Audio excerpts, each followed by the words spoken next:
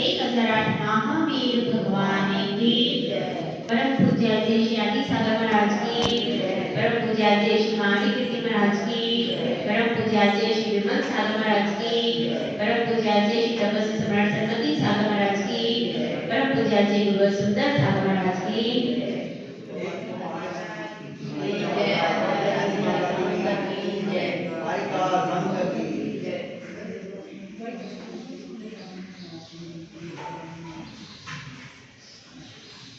शिष्य बहुत दिनों से प्रश्न कर रहा है, अब उसको इस अध्यात्म रस का स्वाद आ गया।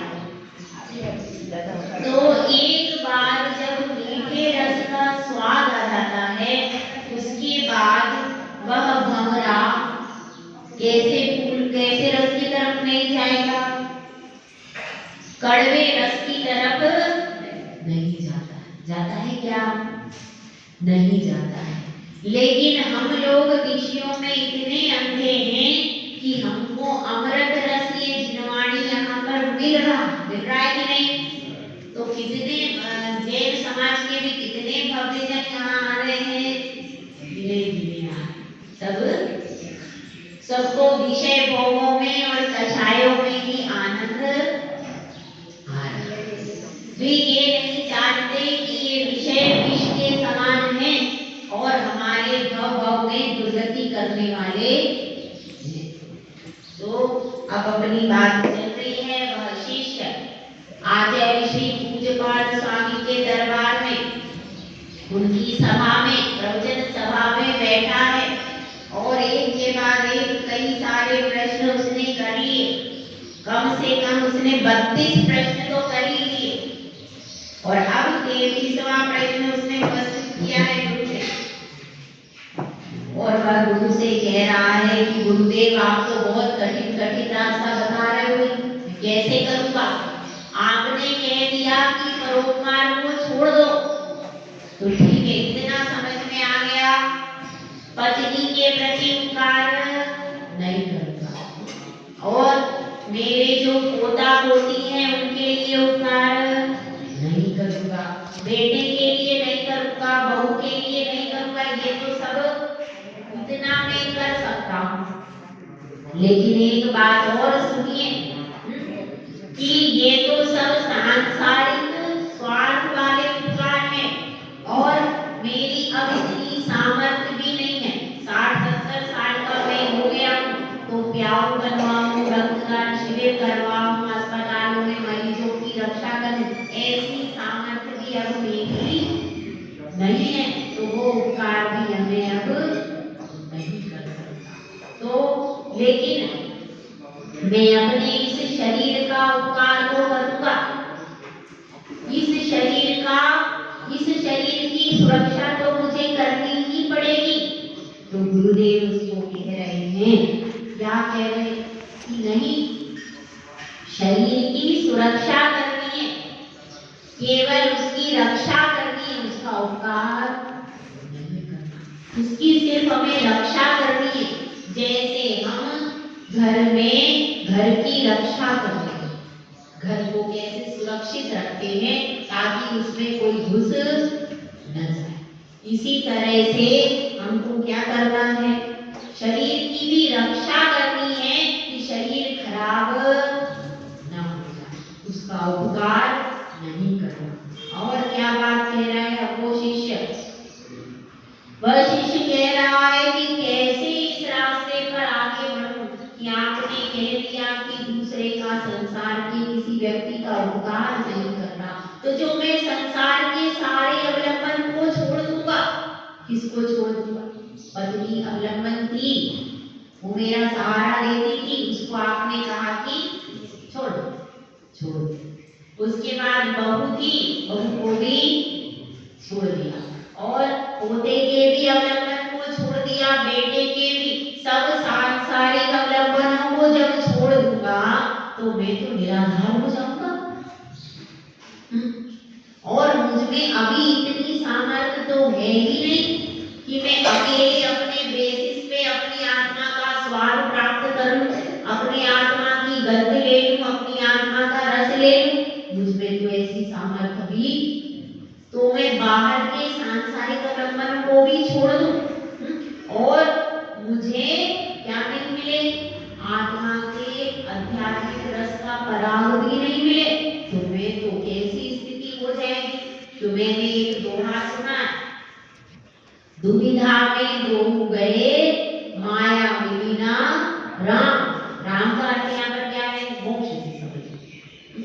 तो ऐसा व्यक्ति दुविधा में पड़ा रहता है, ना उसने संसार का अवलंबन भी छोड़ दिया और ये समझ लिया कि मैं खुद अपने बेसिस पे भी कुछ कर नहीं पा रहा, तो बीच में लटका हुआ रहता, तो मेरी तो स्थिति ऐसी हो जाएगी। तो मैं सांसारिक अवलंबनों को छोड़ देता हूँ और मेरी अभी वर्तमान में आत्मा से आत्मा को आत्मा में पाने की, स्वयं अपने आप को संभालने की स्थिति नहीं। तो मैं क्या करूं, कैसे मैं अपनी आत्मा के भीतर उतरूं, कोई अवलंबन यदि मैं ले सकता हूं तो आप बताइए कौन सा अवलंबन है। तो ये बहुत सुंदर श्लोक है और इस श्लोक पर मैं कई बार पहले भी प्रवचन कर चुकी हूँ। अभी इस श्लोक देश में तो पहले करे, लेकिन इस श्लोक पर कई बार मैंने प्रवचन किया है। बहुत पसंद है मुझे इसका, सबसे ज्यादा पसंद मुझे अगर कोई श्लोक है श्लोकदेश का तो ये मेरा सबसे फेवरेट। देखिए इस श्लोक को अपन सब पढ़ते हैं।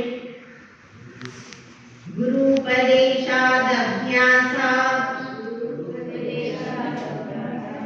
संवित्ते स्वपरान्तरम् जानाति यः स जानाति मोक्ष सौख्यं निरन्तरम्। इसमें बताया गया है गुरुपदेशात्, मतलब गुरु के उपदेश से, और अभ्यासात्, अभ्यास से, फिर क्या किया, संवित्ते, संवित्ते का अर्थ क्या है, अनुभव करना। क्या अनुभव करना कि स्व क्या है और पर क्या है, इसके अंतर को अनुभव करना, यानी भेद विज्ञान को करना। जो भेद विज्ञान को कर लेता है वह, यह मतलब जो, और वह जो कर लेता है, जो जानता है भेद विज्ञान को, सजानाति, सह जानाति था तो यहाँ पर श्लोक की अपेक्षा से स हो गया है। सजानाति वह जानता है, क्या जानता है कि मोक्ष सुख जो है निरंतरम, निरंतर है, कभी भी ऐसा नहीं होगा कि मोक्ष सुख का अव्यवच्छेद हो जाए। हमेशा ही मोक्ष सुख एक बार प्राप्त होने के बाद मोक्ष सुख हमेशा होता है। इस बात को यहाँ पर अपन सब समझने का प्रयास करेंगे। गुरुपदेशा, सबसे पहले क्या चाहिए, गुरु का उपदेश चाहिए, उसके बाद फिर आप आगे कदम उठाना। ऐसा नहीं है कि आपको बता तो मैंने सब कुछ दिया, लेकिन ऐसा नहीं है कि आप स्वयं ही आगे बढ़ जाओ और काम को कर दो, ऐसा नहीं। पहले गुरु का अवलंबन पाना जरूरी है। बिना गुरु के कोई भी ज्ञान प्राप्त नहीं कर सकता। गुरु बनाना जरूरी। अपन जो यह जिनवाणी पढ़ रहे हैं ये किसका उपदेश है, गुरु का ही तो है। सब आचार्य परमेश्वरी ने जो यह लिख दी जिनवाणी, किसका उपदेश है, गुरु का ही उपदेश है। जो अपन स्वाध्याय कर रहे हैं ये उन्हीं गुरुओं के उपकार है, उन्हीं गुरु का उपदेश है। तो सबसे पहले गुरु ने क्या कहा है, गुरु ने क्या लिखा है, दो प्रकार के उपदेश। छेड़ाला में आता है कहे सीख गुरु करुणा, सब जगह गुरु के महत्व को बताया गया है। आलोचना पाठ में भी बताया गया है, बंदो पांचों परम गुरु जो भी सो जीवा। गुरु पंच परमेश्वरी परम गुरु कहे जाते हैं, उन परम गुरु को वंदना करके। और हमारे यहाँ नमोकार मंत्र में तो गुरु ही गुरु की महिमा है, उसमें कुछ और है ही नहीं। बस नमोकार मंत्र में पूरा नमस्कार ही नमस्कार मंत्र है। लेकिन केवल इन पंच गुरु को नमस्कार करने से, मात्र नमस्कार करने से वो 84 लाख मंत्रों का राजा बन गया। बताइए कितना महान है हमारे पंच परमेश्वरी का महत्व कितना है। तो सबसे पहले गुरु का उपदेश, एक तो क्या उपदेश है, जो लिखे हुए उपदेश, लिखे हुए कौन कौन से, जो आचार्य बुद्ध स्वामी ने लिखा, आचार्य समंतवत स्वामी ने लिखा, आचार्य पुष्पदत्त महाराज ने लिखा, जो लिपिबद्ध शास्त्र है वह भी गुरु का उपदेश ही कहा है। इसमें एक और दूसरे शास्त्र, दूसरी चीजें कैसी हैं, जो गुरु अभी वर्तमान में दीक्षा शिक्षा आदि दे रहे, तो उनमें गुरु ने जो कहा वह भी गुरु का उपदेश ही है। ये समझ समझना। अब बहुत सारे गुरु ऐसे भी हैं जो कि शास्त्र नहीं लिखते, ऐसे भी तो हैं, वो शास्त्र में से और उनके शिष्य भी हैं, लेकिन वो क्या करते हैं, मुख से गुरु शिष्य को कह देते हैं ऐसा कर लेना, तो वह उपदेश नहीं कहलाएगा, वह भी उपदेश कहाएगा।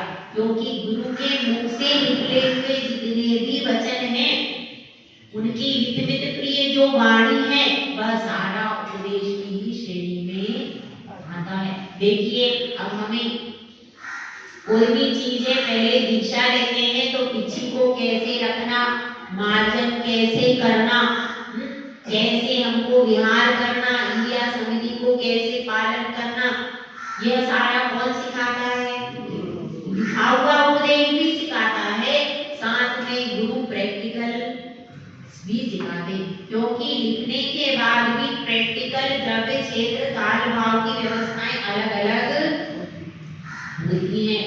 प्रैक्टिकल भी जरूरी है। यदि आज ऐसे अपने को दिगंबर मुनि नहीं दिखते, तो आप किताबों में पढ़ लेते तो आपको कुछ समझ में आता क्या, नहीं आता। इतना ही आप पढ़ लेते, लेकिन फिर भी दिगंबर, और आपने कुछ भी नहीं पढ़ा, छोटा आपका बच्चा है और दिगंबर मुनि को, दिगंबर आचार्य को उसने देख लिया, शुद्धि कर रहे हैं, कैसे चल रहे हैं, कैसे आहार कर रहे हैं, सब देख बस लिया, और आपका वो छोटा बच्चा, उसको लिखना पढ़ना कुछ भी, तो भी उसको समझ में आ जाएगा मेरा कैसे आहार, जैसे प्रैक्टिकल से जल्दी समझ में।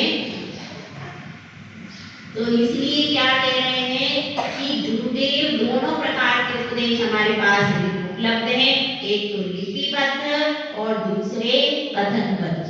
तो जो कथनबद्ध उपदेश है वह भी, उसको भी ग्रहण करना है, और जो लिपिबद्ध उपदेश है इसको भी ग्रहण करना। दोनों के अनुसार शिष्य अपनी प्रवृत्ति करता है। तो कोई भी कदम उठाना है तो सबसे पहले किस चीज को देखो, सबसे पहले जिनवाणी में देखो कि पुराने आचार्यों ने, पुराने गुरुओं ने क्या कहा है। फिर वर्तमान द्रव्य क्षेत्र काल भाव में साधुगण कैसी प्रवृत्ति कर रहे हैं, हो सकता है उस द्रव्य क्षेत्र काल भाव में अलग प्रकार से प्रवृत्ति होती हो, अब कुछ परिवर्तन आ गया हो, लेकिन परिवर्तन इतना ना आ जाए कि 28 मूल गुणों का 36 मूल गुणों का लोप हो। ये भी ध्यान, जो 28 मूल गुण है वो तो हो ही रहेंगे, और कोई थोड़ी इधर उधर की बातें हो जाए तो उनको एक्सेप्ट करके भी चलना। तो पुराने आचार्यों की प्रवृत्ति और नवीन आचार्यों की प्रवृत्ति में थोड़ा बहुत अंतर मिलता है, क्योंकि द्रव्य क्षेत्र काल भाव में भी परिवर्तन हो गया। तो उनके हिसाब से जो हमारे योग्य है उसके हिसाब से अपने को गुरु का उपदेश ग्रहण करना चाहिए। उसके बाद क्या बता दिया, अभ्यास। अभ्यास कैसे करना, अब गुरु ने उपदेश दिया, क्या उपदेश दिया, जितने भी गुरु हैं उन सभी गुरु ने, और वर्तमान काल में भी जितने गुरु हैं सभी ने उपदेश एक भी ऐसा नहीं होगा कहीं पर भी जैन शासन कि जिस गुरु ने ये नहीं कहा कि सम्यक दर्शन को प्राप्त मत करो, प्राप्त करो, उसी से तुम्हारा कल्याण होगा। अब यह गुरु का उपदेश हमने सुना, क्या सुना? सम्यक दर्शन को प्राप्त करो। अब क्या करना है? अब हम अपने घर पर आए तो घर पर विचार कर रहे हैं सम्यक दर्शन को ऐसा गुरुदेव ने आज उपदेश दिया है, सच्ची श्रद्धा करना चाहिए और अब हमको इधर उधर जाना नहीं चाहिए। तो क्या किया अपन ने कि अब मैं तो इधर उधर जाता हूँ, मैं तो इधर इस भी मंदिर जाता हूँ, उस भी मंदिर जाता हूँ, तो मैं क्या करूँ? पहले मैं अभ्यास करूँ कि मेरा मन इधर भी प्राणी में लग जाए। तो पहले धीरे धीरे 10 जगह जाते थे तो फिर 5 जगह कम किया, फिर 2 जगह किया, फिर धीरे धीरे करके अभ्यास करते करते क्या हो गया? अब केवल वितरागी भगवान के ही मंदिर आने लगे और इधर उधर जिधर भी जाते थे सब छोड़ दिया। तो समय लगा पर अभ्यास करते करते एक दिन पूरे सही लाइन पर आ गए। जैसे कहते हैं ना, एक अभ्यास के लिए कहावत है, रसरी आवत जात ही सिर पर पड़े निशान। अब कहती है महिलाएं और भी लोग कहते हैं हमको याद नहीं होता, होता नहीं है, नहीं क्यों नहीं होता? क्योंकि भाई आप तो यहाँ रहती हो पर घर में मन रहता, घर पे रहता, पोता क्या कर रहा है, बहू क्या बना रही है, ऐसा सब दिमाग इधर उधर जाता रहता। यदि एकाग्रता से एक शब्द भी पढ़ो ना, हम कहते हैं कैसे नहीं याद होता, आप दिन भर में सिर्फ एक शब्द याद होगा कि नहीं? होगा कि नहीं? तो एक शब्द भी आप एक दिन में याद करोगी तो 365 दिन में 365 शब्द होंगे कि नहीं? और जो 5 शब्द एक दिन में याद करे तो उसका तो तत्वार्थ सूत्र के कई सूत्र हो जाए, होंगे कि नहीं? हो जाए। तो अगर हमें याद नहीं होता तो हम क्या चाहते हैं? एक साथ हमें पूरी किताब याद हो जाए तो कैसे हो जाएगी? अब हमारी शक्ति कम हो गई। क्यों? क्योंकि आपने सारी शक्ति बच्चों में, परिवार में कर दी। अब वो बची कुची शक्ति है तो उससे फिर आप एक दिन में 2 शब्द याद करो, एक दिन में 3 शब्द याद करो। जब एक शब्द होने लगा 2-3 दिन तक तो फिर 2 शब्द की कोशिश करो, फिर 2 होने लगे तो 3 की कोशिश करो। ऐसे ज्यादा से ज्यादा 5 शब्द हर व्यक्ति अगर चाहे तो रोज याद कर सकता है। एक शब्द सुबह कर लो, एक शब्द दोपहर की समय में कर लो, 2 शब्द शाम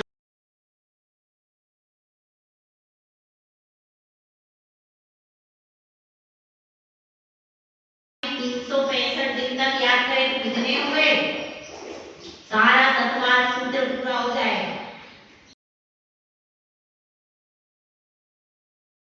यहाँ पर मोक्ष मार्ग पर धीरे धीरे याद करने की कैपेसिटी बढ़ाना चाहिए, क्योंकि जिनकी याद कर जिनका मस्तिष्क में ज्यादा अवधारण क्षमता होती है उनका समाधि मरण बहुत अच्छा है, क्योंकि उनको पढ़ के अवलंबन की आवश्यकता नहीं है। वो अपने मस्तिष्क का एक रिकॉर्ड चालू करके और धीरे धीरे अपना स्वयं का अभ्यास करें।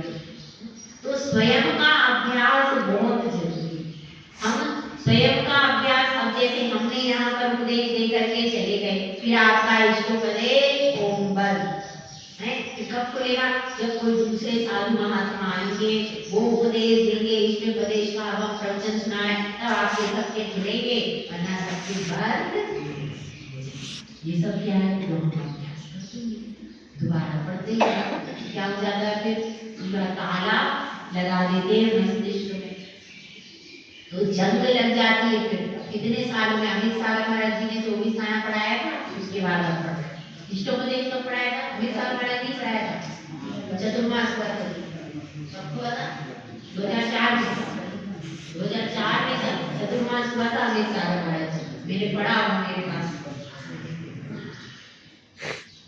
तो वह जो चतुर्मास, उसके बाद फिर कभी खोल करके देखने का टाइम नहीं, तो आपके दिमाग में क्या हो जाता है? जंग लग जाती है। क्योंकि देखिए 3 चीजें ऐसी हैं जो बिना अभ्यास के बिना फेरे काम नहीं। पान सड़ा क्यों, घोड़ा अड़ा क्यों और विद्या बिसरी क्यों। हमने पान सड़ा क्यों, घोड़ा अड़ा क्यों और विद्या बिसरी क्यों।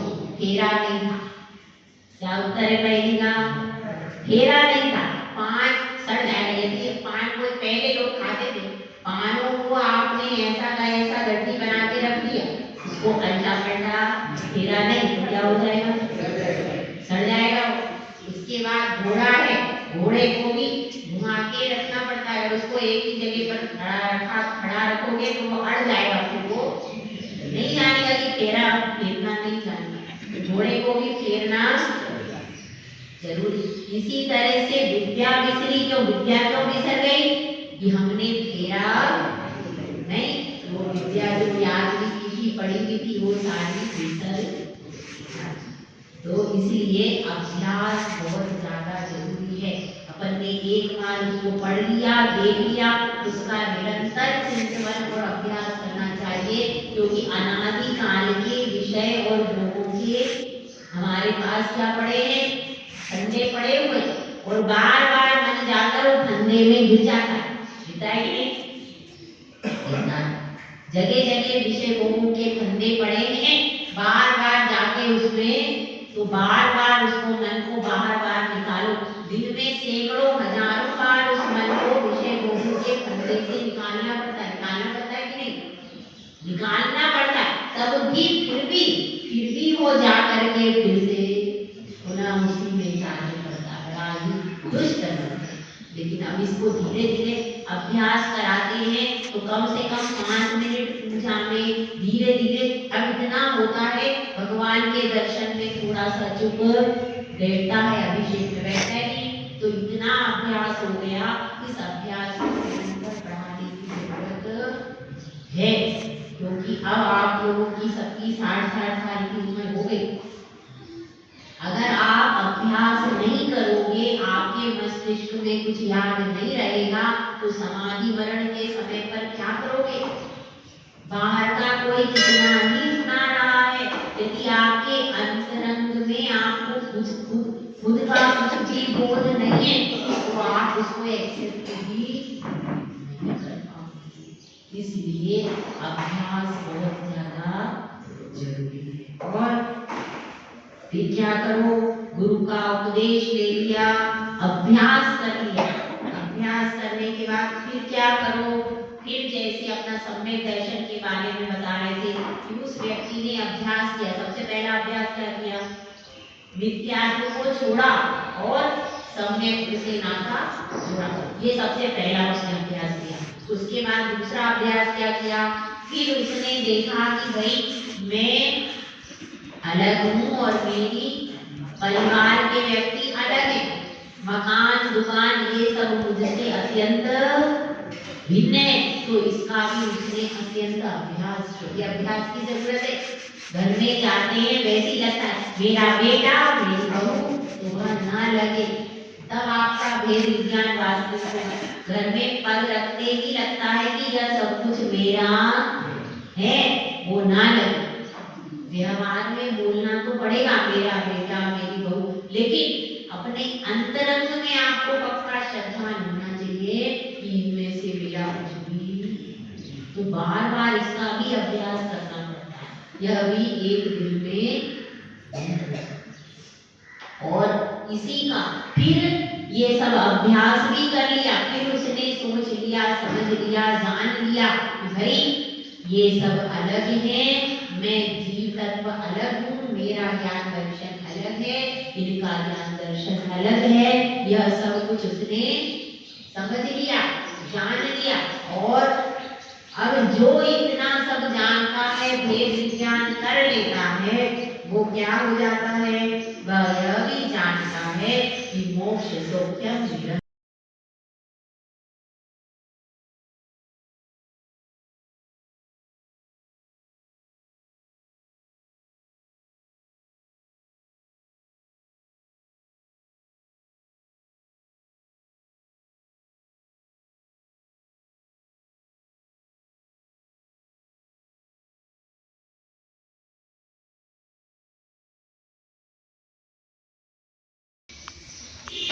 करोड़ों कल्पकाल भी व्यतीत हो जाने अब के यह बाद प्रश्न शिष्य ने इसके सामने रखा है। नहीं होगा। गुरु उसका उत्तर दे रहे हैं कि ये आत्मा वास्तव में वे कभी वापस संसार में नहीं आते। कब तक? करोड़ों कल्पकाल अनंत काल में व्यतीत हो जाने वाले के पीछे, क्योंकि आत्मा का स्वभाव उद्गमन था और उन्होंने वह प्राप्त कर लिया। तो इसलिए बता रहे हैं मोक्ष का उनका जो सुख है वह कैसा है? निरंतर रहने वाला है, कभी भी उसमें कोई अंतर पड़ता। ऐसा हो जाता है कि सिद्धों को अभी तो सुख ज्यादा मिल रहा है और उसके बाद फिर कम मिलने लगे, उसके बाद फिर ज्यादा, ऐसा होता है क्या? तो बाधा अव्ययवाद सुख है। अव्ययवाद सुख का अर्थ क्या होता है?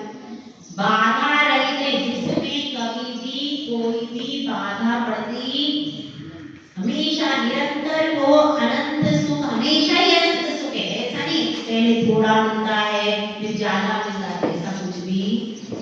अनंत सुख प्रति समय उनको मिल रहा है। और हमारा सुख कैसा है भाई? हमारा सुख तो बिल्कुल क्षणिक है, कुछ ही क्षणों में नष्ट हो जाने वाला है और हमेशा रहने वाला तो है ही। जरा सी एक बीमारी शरीर में हो गई, अब क्या होगा? सारा सुख 1 मिनट में खत्म हो जाता है। लेकिन उनका सुख देखिए शाश्वत है, हमेशा रहने वाला है। तो हम सबको चाह किसकी करनी है? उस मोक्ष सुख की चाह करो और सांसारिक सुख की चाह मत करो। सांसारिक सुख तो आज है और जब आपकी आंख खुली तो सब यही के यही धरा लिया जाए, धरा ले। जैसे कि क्या करते हैं, जब पुलिस आती है तो क्या करती है? चोर को पकड़ करके ले जाती है। अब चोर के घर में बहुत सारा पैसा है, तब घरे तो चोर कह रहा है मैं 2-4 यहाँ से ले जाऊं, हार पीले मोती, तो पुलिस क्या करेगी? क्या कहेगी? ले जाने देगी? नहीं ले जाने देगी, सारा सामान उसका जब्त करेगी। इसी तरह से मृत्यु भी पुलिस जैसी है। आपका एक एक हीरा, एक एक मोती, सारी संपत्ति, सारी वो मृत्यु वहीं धर लेती है, वहीं जब्त कर लेती है। चलो तुम्हारा टिकट कट गया, अब तुम अपने सारे सामान यहाँ रखो और यहाँ से निकल जाओ बाहर। और घर वाले उठा करके बाहर निकाल देते हैं। बस अब ज्यादा बदबू आ रही है, बदबू आती है, बर्फ लेके आओ, बदबू आ रही है। ऐसे करके परिवार वाले बाहर को निकाल देते हैं। बड़ी बुरी स्थिति है, बताओ। जिनको जिंदगी भर आप लोग प्रेम से रखते हो, बाद में वही आपको घर के बाहर निकाल। तो इसलिए अपन सबको सावधान रहने की आवश्यकता है भाई। इसीलिए कह रहे हैं गुरु का उपदेश सुनो और भेद विज्ञान का प्रतिफल अभ्यास करो। इस घर में मेरा कुछ भी, अगर आप सम्यक दर्शन सहित और समाधि मरण सहित मरे, दोनों चीज चाहिए भाई। अभ्यास 2 चीज का तो आपको कंपलसरी करना है। चतुर्थ गुण स्थान में एक सम्यक दृष्टि को केवल 2 चीजों का अभ्यास है। एक तो उसका सम्यक दर्शन कभी भी नहीं छूटे। केवल वीतराग भगवान के चरणों में सिर रखना सम्यक दर्शन नहीं है, वो व्यवहार सम्यक दर्शन। निश्चय सम्यक दर्शन मतलब मेरी आत्मा इन सब द्रव्यों से अत्यंत अत्यंत भिन्न है, इसका सतत उसको अभ्यास बनाना।